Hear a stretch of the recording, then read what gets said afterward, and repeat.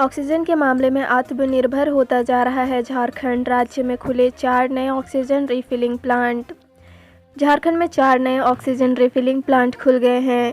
इसके साथ ही राज्य में कुल 23 ऑक्सीजन रिफिलिंग प्लांट हो गए हैं। मुख्यमंत्री हेमंत सोरेन भी सांसदों व विधायकों की बैठक में कह चुके हैं कि झारखंड ऑक्सीजन के मामले में अब आत्मनिर्भर होता जा रहा है। झारखंड न केवल अपने राज्य बल्कि देश के कई राज्यों के ऑक्सीजन की ज़रूरतों को पूरा कर रहा है। हाल ही में 4 नए प्लांट खुले हैं। ये 4 प्लांट धनबाद में पूजा ट्रेडर्स, बोकारो में मां चित्रलेखा प्राइवेट लिमिटेड, गिरिडीह में रूबी ऑक्सीजन व साई ऑक्सीजन प्लांट है। 1.5 साल में स्वास्थ्य मंत्री बन्ना गुप्ता ने बदले आधा दर्जन पीए। जाने कौन कौन कब तक रहे उनके पीए। स्वास्थ्य मंत्री बन्ना गुप्ता का लगातार अपने आप्त सचिव बदलना अभी चर्चा में है।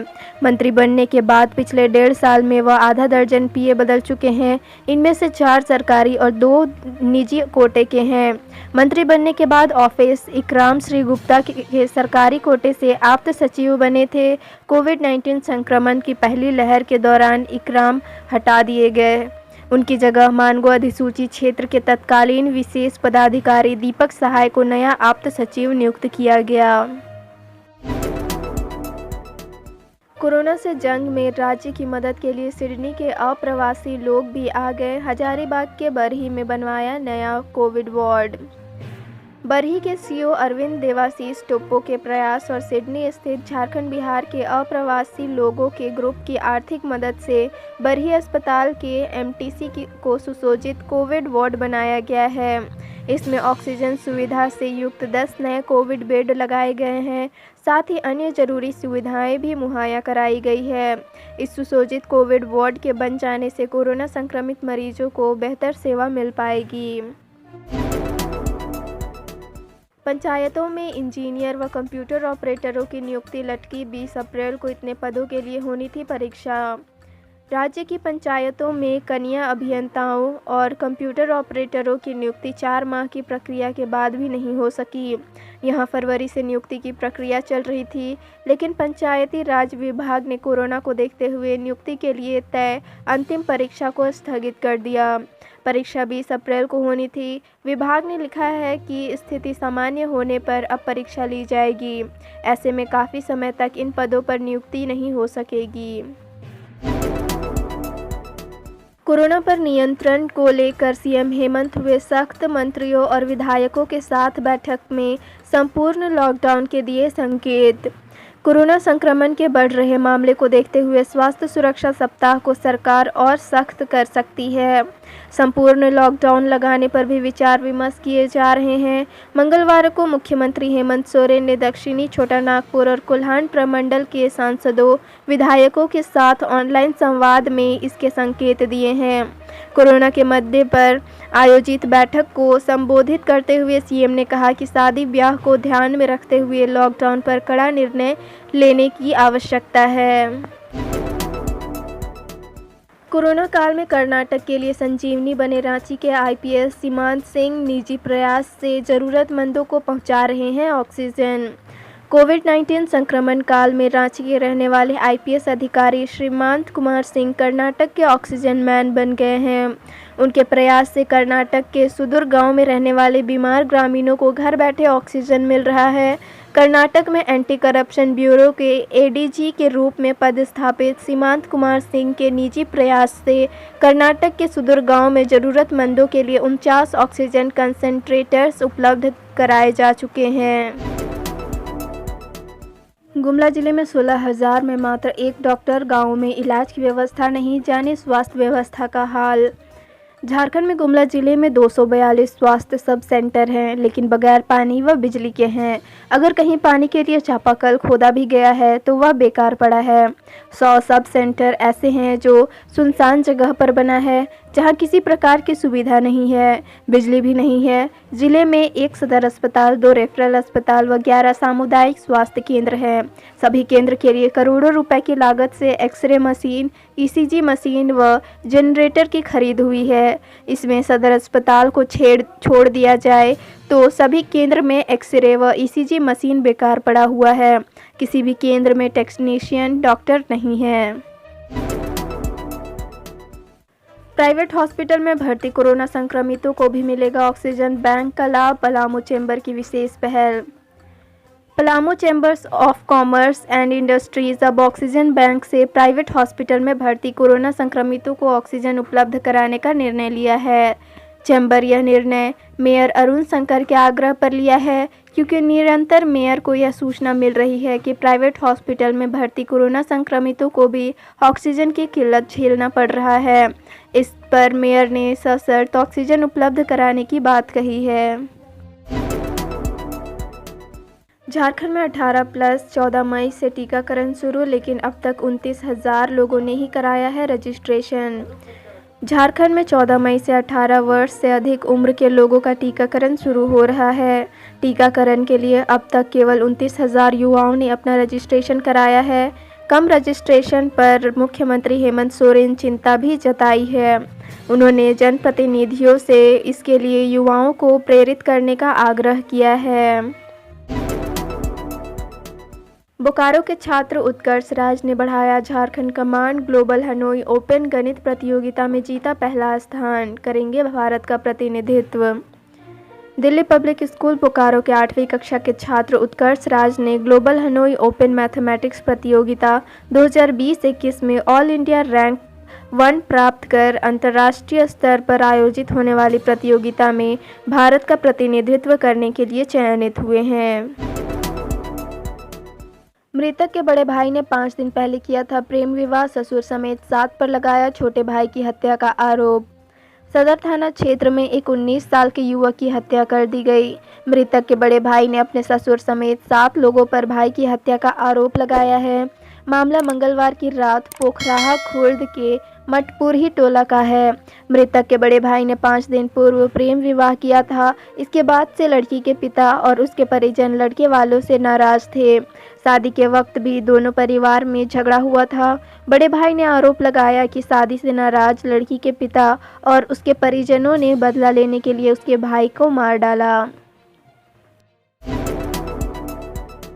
आंगनबाड़ी के पीछे मिली बच्ची की लाश, ग्रामीणों ने मौके से आरोपी को पकड़ पेड़ से बांधा, गिरफ्तार। घाटशिला थाना क्षेत्र के जगन्नाथपुर गांव में टोला पाथरडीह में एक विवाहित युवक ने 7 साल की बच्ची के साथ दुष्कर्म किया। इसके बाद बच्ची की गला घोंटकर हत्या कर दी। इसी बीच बच्ची का चाचा मौके पर पहुंच गया और आरोपी को धर दबोचा गया। इसके बाद ग्रामीणों ने आरोपी को पकड़ पेड़ से बांध दिया और पुलिस को इसकी सूचना दी।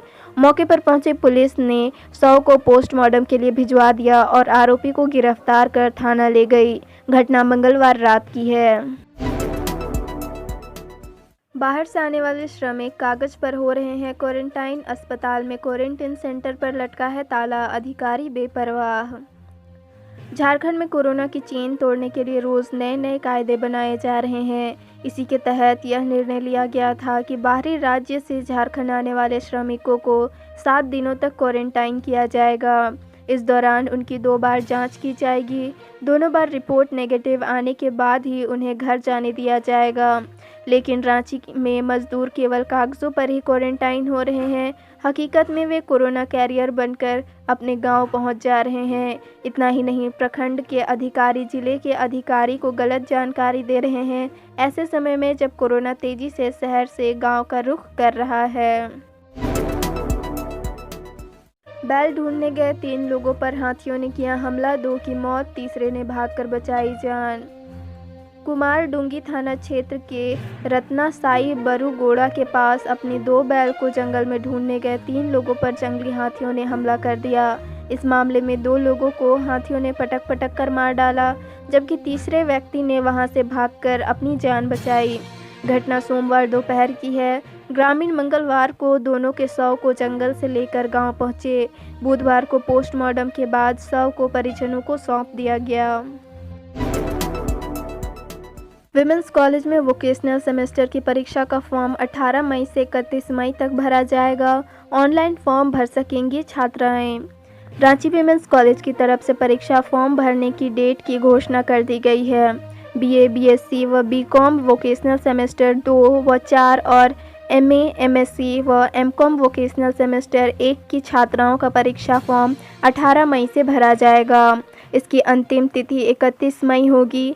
छात्राएं परीक्षा फॉर्म कॉलेज की वेबसाइट www.ranchiwomenscollege.org पर जाकर भर सकते हैं। कॉलेज प्रबंधन की तरफ से स्पष्ट कहा गया है कि जो छात्राएं परीक्षा फॉर्म जमा करेंगी उसे ही परीक्षा में शामिल होने दिया जाएगा। बिना मास्क लगाए ही कई लोग पहुंच गए बाजार, सोशल डिस्टेंसिंग का भी नहीं रखा ख्याल। गढ़वा में संक्रमण से अब तक 82 लोगों की मौत। राज्य के साथ साथ गढ़वा में भी कोरोना का कहर थमने का नाम नहीं ले रहा है। पिछले 24 घंटे में यह 69 नए पॉजिटिव मरीज की पहचान की गई। पिछले साल से अब तक 82 लोगों ने संक्रमण से दम तोड़ दिया है, पर लोग लापरवाही बरतने से बाज नहीं आ रहे हैं। बुधवार को सब्जी बाजार में कई लोग बिना मास्क लगाए ही पहुंच गए। भीड़ भी ऐसी दिखी जैसे सामान्य दिनों में मेला लगा हो। लोगों ने सोशल डिस्टेंसिंग की भी परवाह नहीं की।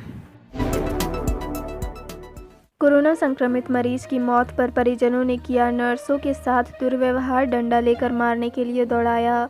कमरे में बंद होकर स्वास्थ्य कर्मियों ने खुद को बचाया। मोदिनी राय मेडिकल कॉलेज अस्पताल में कोविड वार्ड में कार्य करने वाली नर्सों को अंतर्राष्ट्रीय नर्स दिवस पर बुधवार को न केवल दुर्व्यवहार का तोहफा मिला, बल्कि उनको डंडे लेकर मारने के लिए दौड़ाया गया। कोविड वार्ड के एक कमरे में बंद होकर उन्होंने किसी तरह अपनी जान बचाई। बाद में पुलिस द्वारा 3 आरोपियों को पकड़ लिया गया।